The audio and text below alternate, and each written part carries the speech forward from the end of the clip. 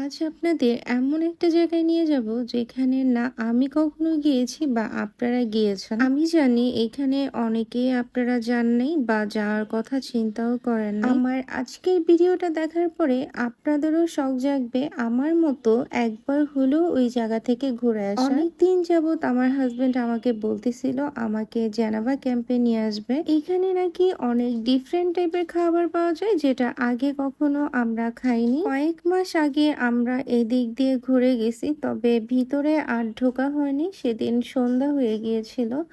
তবে আজকে আমরা এইখানেই আসবো সেই উদ্দেশ্যেই রওনা দিয়েছিলাম। এইখানে আসার পরে আমি তো পুরাই অবাক হয়ে গেছি, এই যেন বাংলাদেশের বুকে এক টুকরো পাকিস্তান দেখছি। এইখানকার কিছু মানুষ বাংলায় কথা বলে আর কিছু মানুষ উর্দুতে কথা বলে, তবে ম্যাক্সিমাম মানুষই হচ্ছে উর্দুতে কথা বলতেছিল। আমরা যখন এই দিক দিয়ে যাচ্ছিলাম সবাই আমাদের দেখে এমন ভাবে তাকিয়ে থাকে যেমন আমরা মনে হয় কোনো একটা দেশ থেকে এসেছি। এমন কিছু মুহূর্তের জন্য আমাদের এমনটাই মনে হচ্ছিল আমরা বাংলাদেশ থেকে ডিরেক্ট পাকিস্তান চলে এসেছি। আমাদের এখানে আসার মূল কারণ ছিল কামাল ভাইয়ের বিরিয়ানি খাওয়ার জন্য। তো এই হচ্ছে কামালের বিরিয়ানির দোকান যেখানে আমরা আসি দুপুরে লাঞ্চ করার জন্য। অনেক দিনের ইচ্ছা ছিল কামালের বিরিয়ানিটা ট্রাই করার। এই বিরিয়ানিটা নাকি একদম প্রসেস করা হয় পাকিস্তানি স্টাইলে। খাবো বাংলাদেশে বসে, তবে টেস্ট হবে পাকিস্তানি। দেখে তো মনে হচ্ছে অনেক মজা হবে বিরিয়ানিটা। বাকিটা খাওয়ার পরে বোঝা যাবে যে খেতে কতটা মজা। প্রথমে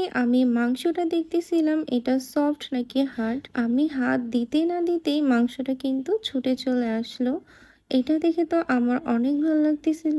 বিসমিল্লাহ বলে প্রথম বাইক দেওয়ার পরে আমি তো এই বিরিয়ানির ফ্যান হয়ে গেলাম। আমি আমার হাজবেন্ডকে বলতেছিলাম তুমি যদি এটা ট্রাই না করো তাহলে অনেক বড় একটা মিস করবা। সে আমার কথা শুনে সেও ট্রাই করলো। তার কাছেও খাবারটা অনেক ভালো লাগছে। এখানে কিন্তু অনেক কিছুই পাওয়া যায় আর ওদের ম্যাক্সিমাম দোকানে হচ্ছে সেম বিরিয়ানিটাই পাওয়া যায়, তবে একটু ডিফারেন্ট স্বাদ। খাওয়া দাওয়া শেষ করে ভাবছিলাম আমরা চা খেয়ে বের হব, তবে তাদের চা এখনো রেডি হয়নি। রেডি না হওয়া পর্যন্ত তারা চা সেল করবে না।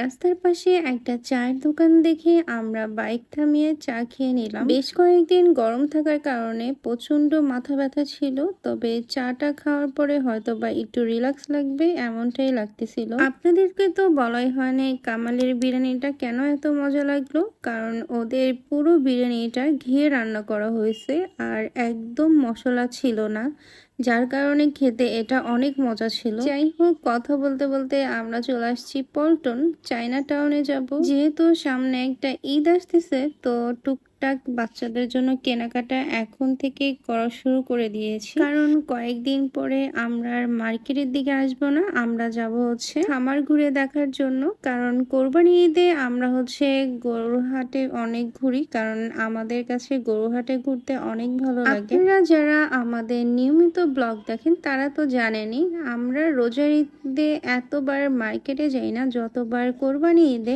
আমাদের হাটে যাওয়া হয়। আজকের মতো এখানে বিদায় নিচ্ছি। সবাই ভালো থাকবেন, সুস্থ থাকবেন। আল্লাহ হাফেজ। আসসালামু আলাইকুম।